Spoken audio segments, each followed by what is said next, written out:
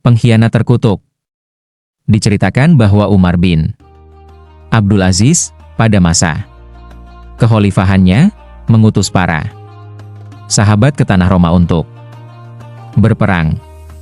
Kemudian mereka kalah dan 20 kelompok dari mereka ditawan.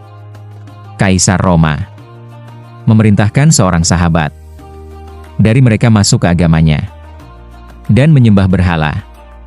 Kaisar berkata, "Apabila kamu masuk ke dalam agamaku dan bersujud pada berhala, maka aku akan menjadikanmu pemimpin di kota besar dan aku akan memberimu bendera pemerintahan, harta, gelas emas, dan trompet, wewenang. Tetapi apabila kamu tidak masuk ke dalam agamaku, maka aku akan membunuhmu dan memenggal kepalamu." Sahabat itu menjawab, "Aku tidak akan menjual agamaku dengan harga dunia." Kemudian Kaisar memberi perintah untuk membunuh sahabat itu. Ia dibunuh di lapangan. Ia dipenggal kepalanya. Sesaat setelah kepalanya terputus, kepalanya itu menggelinding, memutari lapangan sebanyak 3 kali.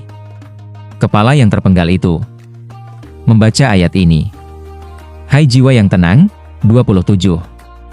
Kembalilah kepada Tuhanmu dengan hati yang puas lagi." Di ridhenya, 28, "Maka masuklah ke dalam jamaah hamba-hambaku," 29, "dan masuklah ke dalam surga," 30, Quran Surat Al-Fajr, 27-30. Melihat kejadian itu, Kaisar menjadi marah besar dan memerintahkan prajurit untuk mendatangkan sahabat yang kedua. "Masuklah ke dalam agamaku. Aku akan menjadikanmu seorang kepala di kota ini. Jika kamu tidak mau, maka aku akan memenggal kepalamu sebagaimana aku telah memenggal kepala temanmu," kata Kaisar. Sahabat kedua menjawab, "Aku tidak menjual agamaku dengan harga dunia. Jika Anda memiliki kuasa memenggal kepalaku, maka sesungguhnya Anda tidak punya kuasa memotong keimananku." Kemudian Kaisar memberi perintah untuk memenggal kepala sahabat kedua itu.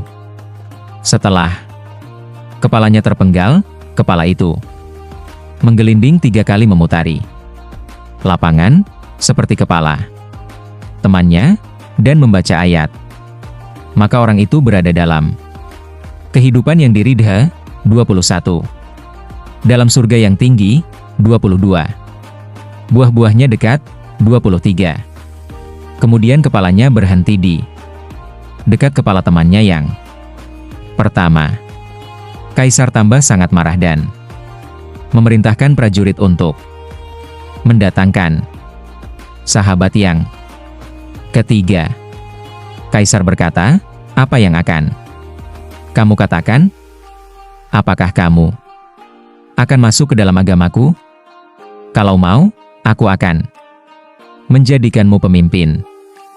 Naasnya, sahabat ketiga ini terbujuk dan berkata, "Aku masuk ke dalam agamamu dan memilih dunia daripada akhirat." Kemudian Kaisar berkata kepada patihnya, "Tulislah ia dalam daftar. Beri ia harta, gelas emas, dan bendera pemerintahan." Patih itu berkata, "Wahai Kaisar, bagaimana kita bisa memberinya kalau belum kita tes apakah dia itu serius atau tidak? Wahai Kaisar, katakan kepadanya, kalau kamu benar-benar serius dengan pernyataanmu, maka bunuhlah salah satu temanmu. Jika kamu melakukannya, maka kami akan percaya dengan pernyataanmu."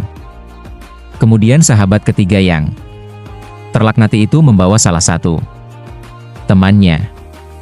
Ia membunuh temannya. Melihat kejadian itu, Kaisar memerintahkan patihnya untuk menulisnya dalam daftar. Kemudian patih itu berkata kepada Kaisar, "Ini tidak masuk akal dan bukan keputusan yang bijaksana untuk mempercayai pernyataannya." Sahabat ketiga itu, ia saja tidak bisa menjaga hak temannya sendiri yang lahir dan tumbuh besar bersamanya. Lantas apakah ia nanti bisa menjaga hak kita? Akhirnya, Kaisar memerintahkan prajurit untuk membunuhnya dan memenggal kepalanya.